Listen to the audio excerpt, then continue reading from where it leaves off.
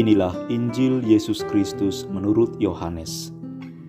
Sekali peristiwa, Yesus berkata kepada Nikodemus yang datang kepadanya pada waktu malam, "Sama seperti Musa meninggikan ular di padang gurun, demikian juga Anak Manusia harus ditinggikan, supaya setiap orang yang percaya kepadanya beroleh hidup yang kekal.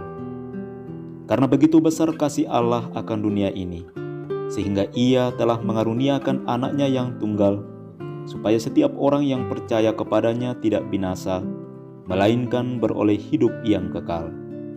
Sebab Allah mengutus Anaknya ke dalam dunia, bukan untuk menghakimi dunia, melainkan untuk menyelamatkannya oleh Dia. Barang siapa percaya kepadanya, ia tidak akan dihukum. Tetapi barang siapa tidak percaya, ia telah berada di bawah hukuman, sebab ia tidak percaya dalam nama Anak Tunggal Allah. Dan inilah hukuman itu: terang telah datang ke dalam dunia, tetapi manusia lebih menyukai kegelapan daripada terang, sebab perbuatan-perbuatan mereka jahat. Sebab barang siapa berbuat jahat, ia membenci terang dan tidak datang kepada terang itu, supaya perbuatan-perbuatannya yang jahat itu tidak tampak. Tetapi barang siapa melakukan yang benar, ia datang kepada terang, supaya menjadi nyata bahwa perbuatan-perbuatannya dilakukan dalam Allah." Demikianlah Injil Tuhan. Bapak, Ibu, saudara-saudariku yang terkasih dalam Kristus. Bacaan Injil pada hari ini berbicara tentang percakapan Yesus dengan Nikodemus. Nikodemus adalah seorang pemimpin agama Yahudi. Ia datang secara diam-diam pada waktu malam untuk menemui Yesus. Apa maksudnya ia datang pada malam hari? Nikodemus ingin agar pertemuannya dengan Yesus tidak diketahui oleh pemimpin agama Yahudi dan orang-orang Farisi lainnya.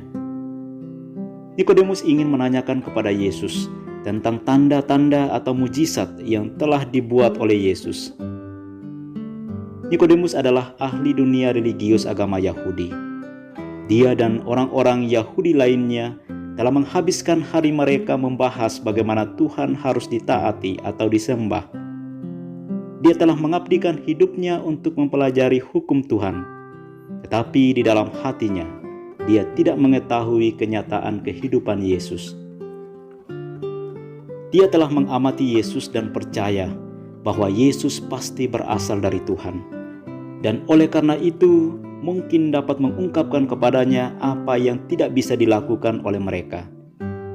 Padahal kita tahu bahwa orang-orang Farisi, para pemimpin agama Yahudi, sangat membenci dan menolak kehadiran Yesus dan ajarannya. Sikap Nikodemus ini merupakan sikap yang sangat berani, sangat rendah hati dan jujur. Ia rendah hati dan jujur akan kelemahan dan keterbatasannya. Ia berani datang kepada Yesus sang terang sejati untuk mempelajari hal-hal terang seperti mujizat yang telah dibuat oleh Yesus. Datang pada malam hari mau menunjukkan bahwa Nikodemus sedang mencari terang yang dapat memberikan penjelasan iman yang memadai. Ia memilih Yesus daripada mempertahankan status atau jabatannya sebagai penguasa agama Yahudi. Bapak, Ibu, saudara-saudariku yang terkasih dalam Kristus. Setiap kita diciptakan oleh Tuhan dengan kebebasan memilih. Manusia bebas menerima atau menolak tawaran keselamatan yang berasal daripada Tuhan. Namun Tuhan tetap setia mencintai manusia, baik manusia yang baik maupun yang jahat. Ia mencintai manusia sehingga Ia memberikan Putra Tunggalnya sebagai tebusan bagi dosa manusia. Yesus tidak datang ke dunia untuk menghakimi. Mereka yang menolak Dia akan dihakimi oleh tindakan mereka sendiri. Semua orang diundang ke pesta keselamatan atau pesta perjamuan yang telah disediakan oleh Tuhan sendiri. Tidak ada prasyarat untuk hidup abadi. Persoalannya adalah kita harus memilih. Apakah kita memilih terang atau memilih gelap? Apakah kita memilih yang baik atau memilih yang jahat?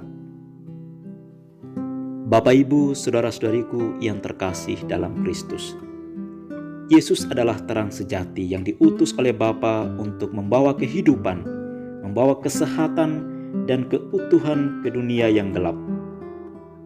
Tetapi pesan dan tawaran keselamatannya ditolak oleh orang-orang yang tidak ingin agar terang menyingkapkan kegelapan hidup mereka. Karena kita lebih memilih gelap daripada terang. Karena itu masa tobat ini adalah masa padang gurun, di mana kita memiliki banyak godaan berhadapan dengan praktek pantang dan puasa. Pantang dan puasa adalah sarana bagi kita untuk mengontrol, mengendalikan, dan membersihkan hidup kita yang kotor. Pertanyaannya bagi kita adalah, apakah kita berani melakukan tindakan pembersihan dalam diri kita terhadap perbuatan dan sifat gelap dalam diri kita, seperti egoisme, hawa nafsu, kebencian, dendam, boros, ingin menang sendiri, acuh tak acuh, dan mencari aman.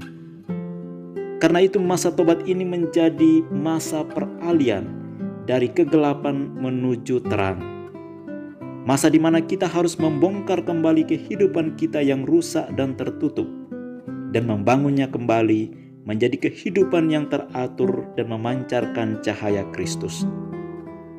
Sehingga pada akhirnya, kita boleh merayakan Paskah Tuhan dengan hati yang gembira dan bahagia.